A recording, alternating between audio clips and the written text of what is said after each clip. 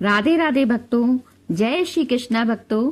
क्या आप जानते हैं कि एक ऐसा भी पाप है जिसके आगे इंसान के सारे पुण्य मिट्टी में मिल जाते हैं।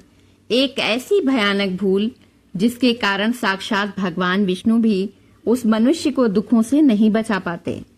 आज पुरुषोत्तम मास के इस पावन 9वें अध्याय की कथा में साक्षात भगवान नारायण देवर्षि नारद को एक ऐसा गुप्त रहस्य बताने जा रहे हैं जिसे सुनकर आपकी आत्मा कांप उठेगी। वीडियो को अंत तक पूरा सुनिएगा। ओम नमो भगवते वासुदेवाय। आप सभी का बहुत बहुत स्वागत है शुभी राधा कृष्ण भक्ति चैनल में। भक्तों, इस पवित्र पुरुषोत्तम मास में भगवान विष्णु की प्रेरणा से ये पावन कथा आप सभी के लिए लेकर आई हूँ। जो लोग आज पहली बार हमारे चैनल से जुड़ रहे हैं वे नीचे दिए गए लाल बटन को दबाकर चैनल को सब्सक्राइब कर लें और बेल आइकन पर क्लिक करके ऑल पर सेट कर लें ताकि रोज आने वाले अध्याय की कथा आपसे मिस न हो। भक्तों, कथा में डूबने से पहले आइए जानते हैं आज का शुभ पंचांग। आज दिनांक 25 मई 2026, दिन सोमवार है। आज पुरुषोत्तम मास के शुक्ल पक्ष की 9वीं तिथि है। आज शाम 6:45 से रात्रि 8:15 तक का समय कथा सुनने और दीपदान करने के लिए सबसे उत्तम समय है। भक्तों, सनातन धर्म की सुंदर परंपरा और हमारी व्यासपीठ के नियमों के अनुसार किसी भी पावन पुराण या महात्म्य की कथा की शुरुआत करने से पहले साक्षात नारायण जी और मां सरस्वती का वंदन करना अनिवार्य माना गया है। आइए अपने चंचल मन को शांत करते हैं, अपने दोनों हाथों को जोड़ते हैं और उस परम ब्रह्म चराचर जगत के स्वामी श्री हरि विष्णु के पावन चरणों का ध्यान धरते हैं जिन्होंने इस संपूर्ण सृष्टि की रचना की है। उन्हीं प्रभु की आज्ञा लेकर और व्यास जी महाराज को नमन करके आइए हम सब मिलकर इस परम मंगलकारी श्लोक का गान करते हैं। नारायणं नमस्कृत्य नरं चैव नरोत्तमं देवीं सरस्वतीं व्यासं ततो जय मुदीरयेत्। राधे कृष्ण राधे कृष्ण कहिए, जाहि विधि राखे कृष्णा ताहि विधि रही। राधे कृष्ण कहिए, जाहि विधि राखे कृष्णा ताहि विधि रही। मुख से कहो कृष्ण नाम, कृष्ण सेवा हाथ में। मुख से कहो कृष्ण नाम, कृष्ण सेवा हाथ में। तू अकेला नहीं प्यारे, कृष्ण तेरे साथ में। तू अकेला नहीं प्यारे, कृष्ण तेरे साथ में। राधे कृष्ण कहिए, जाहि विधि राखे कृष्णा ताहि विधि रही। किया अभिमान तो फिर मान नहीं पाएगा, किया अभिमान तो फिर मान नहीं पाएगा। होगा प्यारे वही जो श्री कृष्ण जी को भाएगा। होगा प्यारे वही जो श्री कृष्ण जी को भाएगा। फल आशा त्याग शुभ कर्म करते रहिए। फल आशा त्याग शुभ कर्म करते रहिए। जाहि विधि राखे कृष्णा ताहि विधि रहिए। राधे कृष्ण कहिए, जाहि विधि राखे कृष्णा ताहि विधि रहिए। आइए अब विस्तार से कथा का श्रवण करते हैं। हे शौनक आदि 88,000 ऋषियों, अब आप सब अपने मन को एकाग्र करके 9वें अध्याय की इस परम मंगलकारी और पापनाशनी कथा को सुनिए।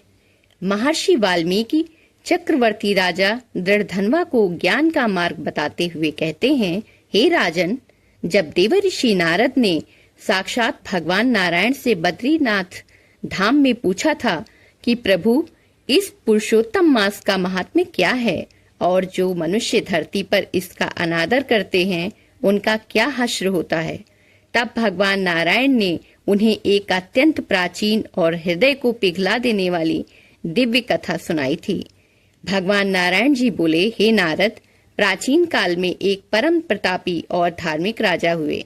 उन्होंने अपने जीवन के अंतिम पड़ाव में अपने राजपाट को त्याग दिया और वानप्रस्थ आश्रम अपनाकर अपनी पत्नी के साथ घने जंगल में कुटिया बनाकर रहने लगे। भगवान की कृपा से उनकी एक अत्यंत रूपवती, सुशील और दिव्य कन्या थी। वो कन्या बचपन से ही महलों के ऐश्वर्य को छोड़कर वन में आई थी, परंतु उसके मुख पर हमेशा एक अलौकिक तेज रहता था।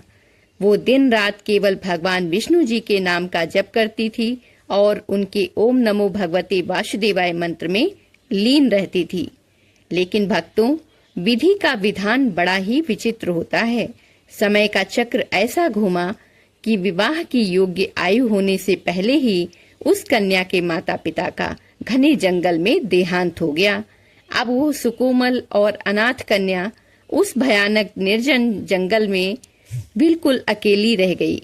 वन के हिंसक पशु, डरावनी आवाजें और चारों तरफ फैला सन्नाटा उसे डराने लगा। वो कन्या इतनी असहाय और दुखी हो गई कि उसे संसार में चारों तरफ केवल अंधकार ही दिखाई देने लगा। वो जिस दिशा में भी देखती उसे अपनी रक्षा करने वाला कोई नजर नहीं आता था। तब उस बाला कन्या ने हार नहीं मानी। उसने अपने दुखों से मुक्ति पाने के लिए घोर तपस्या करने का संकल्प लिया।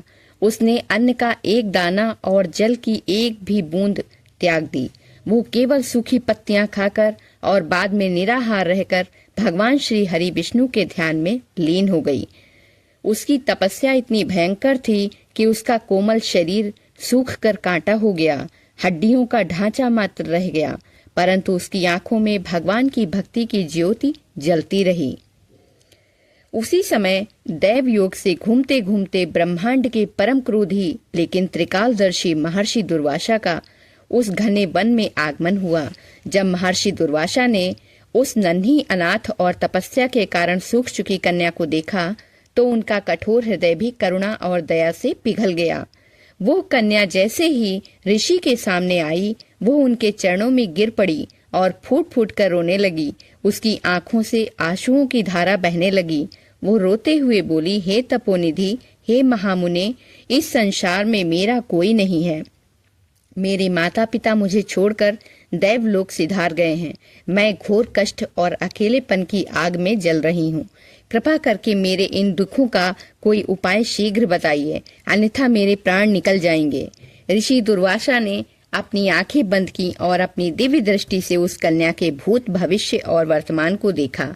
उन्होंने देखा कि इस कन्या का भाग्य इसके पूर्व जन्मों के कर्मों के कारण रुका हुआ है और इसे इस जन्म में घोर कष्ट मिल रहा है। दुर्वासा मुनि ने उस कन्या के सिर पर अपना वरद हस्त रखा और उसे सांत्वना दी और कुछ अत्यंत हितकारी वचन कहे। मुनि बोले, हे पुत्री, तुम तनिक भी चिंता मत करो। जो मनुष्य सच्चे मन से और धीरज रखकर ईश्वर की शरण में आता है, भगवान उसके दुखों का नाश अवश्य करते हैं। तुम्हारे दुखों का अंत निकट है।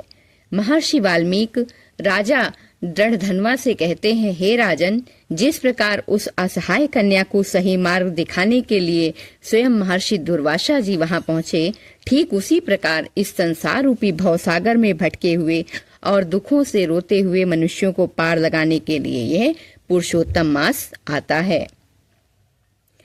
भक्तों, आइए अब इस अध्याय से जुड़े हुए उस महान प्रसंग को सुनते हैं, जिससे हमें पता चलेगा कि राजा दृढ़धनवा आखिर पिछले जन्म में कौन थे और उनसे क्या भूल हुई थी। महर्षि वाल्मीकि जी राजा दृढ़धनवा के सामने उनके पूर्व जन्म का पर्दा उठाते हैं। मुनि बोले, हे राजन, तुम इस समय एक विशाल पृथ्वी के राजा हो। तुम्हारे पास बहुत धन है, वैभव है, रानियां हैं और बड़ी सेना है, लेकिन तुम आत्मिक शांति के लिए तरस रहे हो, क्योंकि तुम अपने पूर्व जन्म के कर्मों को भूल चुके हो। तुम पिछले जन्म में एक अत्यंत विद्वान और वेदों के ज्ञाता ब्राह्मण थे। तुम्हारा नाम सुदेव था। तुम प्रतिदिन यज्ञ करते थे। देवताओं की पूजा करते थे और समाज में तुम्हारा बहुत आदर सम्मान था। परंतु हे राजन, एक बार तुम्हारे जीवन में यह परम पवित्र पुरुषोत्तम मास मल मास आया। उस समय कुछ संतों ने और महात्माओं ने आकर तुमसे कहा कि ब्राह्मण देवता, यह भगवान विष्णु जी का महीना है। इस महीने में अपनी सामान्य पूजा पाठ को छोड़कर भगवान पुरुषोत्तम के नाम का व्रत रखिए, दीप दान कीजिए और जमीन पर सोकर ब्रह्मचर्य का पालन कीजिए। परंतु तुम्हें अपने ज्ञान का, अपने ब्राह्मण होने का और अपनी प्रतिदिन की पूजा का इतना अहंकार था कि तुमने उन संतों की बात का उपहास उड़ा दिया। तुमने हंसते हुए कहा कि मैं तो रोज ही संध्या वंदन करता हूँ, रोज ही वेदों का पाठ करता हूँ, मुझे इस मल मास यानी अछूत महीने की पूजा करने की क्या आवश्यकता है। हे राजन, तुमने अनजाने में उस पवित्र महीने की निंदा कर दी जिसे स्वयं भगवान श्री कृष्ण जी ने अपना नाम दिया था। तुम्हारी उसी एक भूल के कारण तुम्हारे जीवन का सारा पुण्य धीरे धीरे क्षीण होता गया। तुम ब्राह्मण से इस जन्म में क्षत्रिय राजा तो बन गए क्योंकि तुमने पिछले जन्म में कुछ दान किए थे, लेकिन पुरुषोत्तम मास का अपमान करने के कारण तुम्हारे पितर आज भी देवलोक में प्यासे और भूखे तड़प रहे हैं। वे नरक के कुएं की ओर गिर रहे हैं और उनके दुखों के कारण ही राजा होने के बाद भी तुम्हारा मन 24 घंटे अशांत रहता है। तुम्हारे घर में सुख तो है लेकिन शांति नहीं है। जब राजा दृढ़धर्मा ने महर्षि वाल्मीकि के मुख से अपने पूर्व जन्म की यह भयानक सत्य कथा सुनी तो उनका सारा राजसी अहंकार पल भर में चूर चूर हो गया। राजा का पूरा शरीर थर थर कांपने लगा। उनकी आंखों से पश्चाताप के आंसू बहने लगे। वे अपने सिंहासन से उतरे और दौड़कर महर्षि वाल्मीकि जी के चरणों में गिर गए। राजा रोते हुए बोले, हे मुनि श्रेष्ठ, हे दयालु गुरुदेव, मुझ पापी से अनजाने में बहुत बड़ा अपराध हो गया। मैंने साक्षात भगवान के महीने का उपहास उड़ाया। कृपा करके मुझे इस घोर पाप से मुक्ति का मार्ग बताइए। मैं अपने पितरों को कैसे बचाऊं? मुझे रास्ता दिखाइए प्रभु।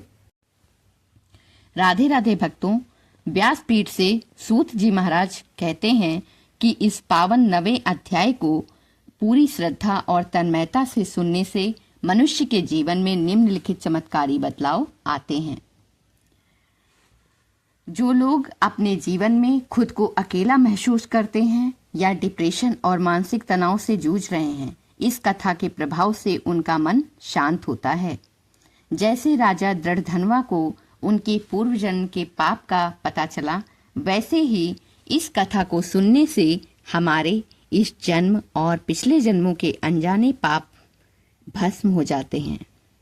इस अध्याय के पुण्य से हमारे पितरों को तृप्ति मिलती है और घर का वास्तु दोष और कलह शांत होता है। तो भक्तों, ये थी पुरुषोत्तम मास के 9वें अध्याय की परम पवित्र और आंखें खोल देने वाली अमर कथा। राजा दृढ़धनवा की इस व्यथा से हमें यही सीख मिलती है कि हमें कभी भी भगवान के किसी भी रूप या उनके पवित्र समय का उपहास नहीं उड़ाना चाहिए। आज शाम को जब आप भगवान विष्णु और राधा कृष्ण के सामने बैठे तो अपने जाने अनजाने पापों के लिए क्षमा जरूर मांगिएगा। अगर आप चाहते हैं कि आपके घर में सुख, शांति, समृद्धि और अखंड लक्ष्मी का वास हो और आपके पितर हमेशा खुश रहें, तो देर मत कीजिए, हमारे चैनल को अभी सब्सक्राइब कर लीजिए और घंटी वाले बटन को दबाकर आल पर सेट कर लीजिए, ताकि कल शाम ठीक इसी समय आने वाले 10वें अध्याय की महाकथा आपसे भूलकर भी मिस ना हो। इस वीडियो को एक पुण्य का काम समझकर अपने परिवार, रिश्तेदारों और दोस्तों के साथ व्हाट्सएप और फेसबुक पर ज्यादा से ज्यादा शेयर कीजिएगा। कमेंट बॉक्स में पूरी श्रद्धा और भक्ति के साथ राधे राधे या जय लक्ष्मी नारायण लिखना बिल्कुल मत भूलिएगा। भगवान पुरुषोत्तम आपकी झोली खुशियों से भर दें। मिलते हैं कल अगले अध्याय के साथ। तब तक के लिए जय श्री कृष्णा, राधे राधे। ओम नमो भगवते वासुदेवाय।